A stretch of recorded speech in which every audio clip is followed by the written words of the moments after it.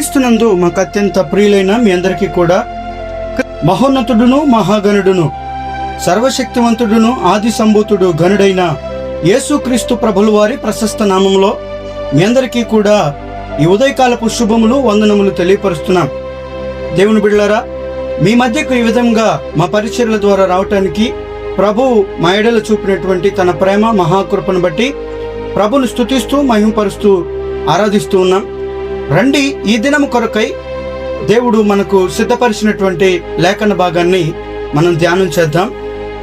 మన పరిశుద్ధ గ్రంథాలు తెరిచి కీర్తన గ్రంథం 33వ అధ్యాయం 5వ చరణాన్ని మనం ఈనాటి ధ్యానం కొరకు చదువుకుందాం. ఆయన నీతిని న్యాయమును ప్రేమించుచున్నాడు, లోకము ఆయన కృపతో నిండి ఉన్నది. దేవుడి పరిశుద్ధ లేఖన భాగములను మనందరి వినికిడిలో దీవించి ఆశీర్వదించి ఫలభరితముగా మార్చునుగాక. ప్రియమైనటువంటి దేవుని బిడ్డలారా, భక్తుడైనటువంటి దావీదు ఇక్కడ ఎంత చక్కని అద్భుతమైనటువంటి మాటను తెలియపరుస్తున్నాడు. అనగా మన దేవుడు ఎవరు, ఆయన దేనిని కోరుకుంటాడు అనే దాని గురించి ఈ లేఖన భాగంలో మనం చూస్తున్నాం. ఆయన ఎవరు?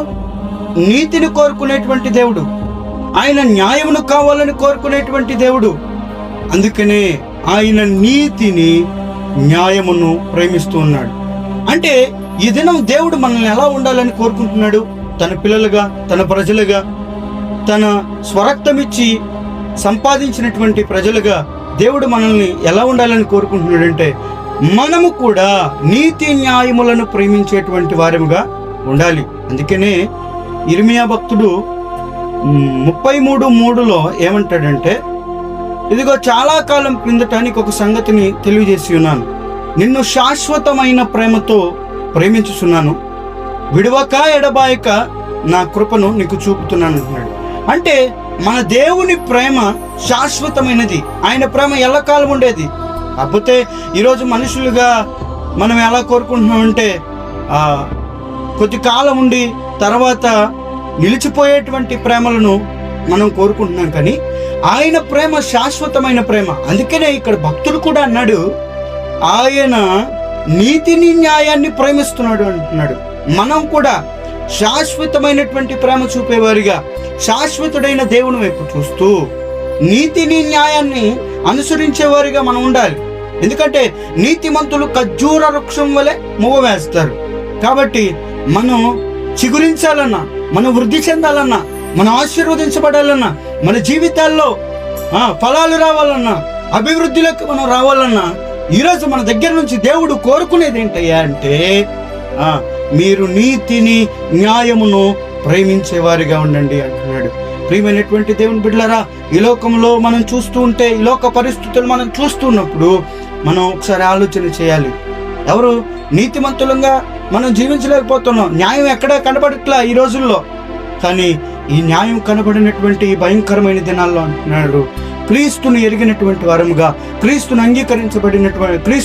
అంగీకరించినటువంటి వారముగా, ఆయన రక్తం ఇచ్చి సంపాదించుకున్నటువంటి ప్రజలముగా దేవుడు మన యొద్ద నుంచి కోరుకునేది ఏంటంటే, మీరు నన్ను ప్రేమించండి, నేను మిమ్మల్ని ప్రేమిస్తా, మీరు న్యాయాన్ని ప్రేమించండి, న్యాయాన్ని కోరుకునండి, న్యాయ ప్రకారంగా మీరు నడవండి అంటున్నాడు.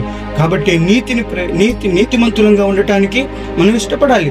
ఆయన మన దేవుడు నీతిని ప్రేమించాడు, నీతిమంతులంగా ఉండాలని కోరుకున్నాడు. మనం కూడా నీతిమంతులంగానే బ్రతకాలి. అప్పుడే మన జీవితంలో ఆశీర్వాదం వస్తుంది. అయ్యా, నా జీవితంలో ఆశీర్వాదం రావట్లేదు, నా జీవితంలో అభివృద్ధి రావట్లేదంటే ఎట్లా వస్తుంది? మనం ఏం కోరుకోవట్లేదంటే మన అద్వితీయ కృప సత్య సంపూర్ణుడైనటువంటి దేవుడి వలె ఆయన అనుసరిస్తున్నామని చెప్పుకుంటున్నాం. కానీ నీతిని న్యాయాన్ని ప్రేమించట్లేదు దేవుని బిడ్డలారా. అందుకని ఆయన అంటున్నాడు, మీరు నీతిని న్యాయాన్ని ప్రేమించండి అంటున్నాడు. నీతిని న్యాయాన్ని ప్రేమిద్దామా? నీతిని న్యాయాన్ని ప్రేమిస్తే ఏం దొరుకుతుంది అంటున్నాడు? లోకమంతటా ఆయన కృప నిండి ఉన్నదంట. అంటే కృప అనగా అర్హత లేని మనకు అర్హతనిచ్చేది. కాబట్టి ఇప్పుడు లోకంలో ఉన్నటువంటి ప్రతి మనిషికి కూడా ఆయన కృప లభ్యమవుద్ది. ఆయన కృప చూపేటువంటి దేవుడు. కాబట్టి ఈ కృప దొరకాలా? ఈ కృపకు నువ్వు నేను పాత్రలు అవ్వాలా? ఈ కృపకు మనమంతా కూడా అర్హత సాధించాలా? అర్హత లేని మన జీవితాల్లో అర్హత సాధించాలి అన్న, ఈ కృప దొరకాలి అన్న, మనం ఏం చేయాలి అని ఈరోజు దేవుడు చెప్తున్నాడంటే, నీతిని న్యాయాన్ని ప్రేమించే వారిగా ఉండాలి. నీతిని న్యాయాన్ని ప్రేమిద్దాం. అప్పుడు దేవుని కృప మనకు లభ్యమవుతుంది. అట్టి కృపా భాగ్యం దేవుడు మనందరికీ దయచేయనుగాక. ఆమేన్. చిన్న ప్రార్థన. ప్రేమ నమ్మకము కలిగిన మా ప్రియ పరలోకపు తండ్రి, దయగలిగిన దేవా నీకు స్తోత్రాలు. ఇదిగో నీ బిడ్డలు ఈనాటి కొరకై నైనా మేము నీతిని న్యాయాన్ని ప్రేమించాలనే లేఖన భాగాన్ని మేము ధ్యానం చేసి ఉన్నాం కనుక ప్రభువా, వెత్తబడిన లేఖన భాగం మాలో దృష్టిని ఎత్తుకొని పోకుండా నైనా ఇదిగో ఈ దినమంతా మేము అలా సిద్ధపడినట్లు సహాయం దయచేయండి. మా పనిపాట్లో రాకపోకల్లో నీ కృప, నీ సన్నిధి మాతో ఉంచమని మా ప్రభువును ప్రియరక్షకుడైన యేసు శక్తి కలిగిన నామమున ప్రార్థన చేసి అడిగి వేడుకొని పొందుకుని అన్నాం తండ్రి. Amen, amen, amen. May God bless you all. May God bless our India. మా కొరకు, మా పరిచర్యల కొరకు ప్రార్థించండి. దేవుడు మిమ్మల్ని, మీ కుటుంబాలను దీవించి ఆశీర్వదించును గాక.